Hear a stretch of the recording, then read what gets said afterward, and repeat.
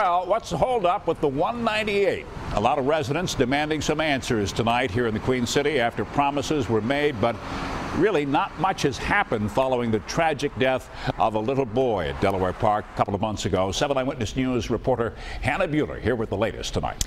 Keith, residents say promises were made, but the DOT claims it never set a deadline for things like pedestrian crosswalks and speed bumps to be installed.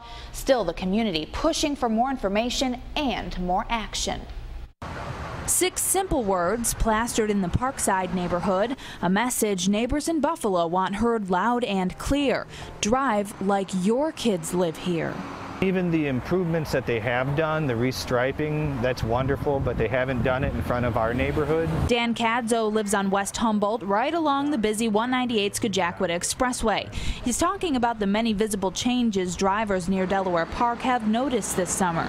Speed cut to 30 miles per hour, stop signs on most every entrance to the 198, and guardrails put up to stop drivers from entering the park. Still, these changes are near Delaware Park, but where houses line the 198, Cadzo says the DOT hasn't touched that area. They promised to have the roads restriped by the end of last month, and they haven't touched the roads in front of the Parkside neighborhood. They've restriped through the park and most of the western section, but this has not been touched. The community wants an opportunity to say what the future of the Scajaquada has. The Scajaquada Corridor Coalition echoes Cadzo's concerns. Members of the coalition are pushing to have the DOT follow through on its promises, which included raised pedestrian crosswalks along the 198 and speed bumps in many areas. The DOT said those would be installed by September 1st, and on the last day of August, work hasn't started.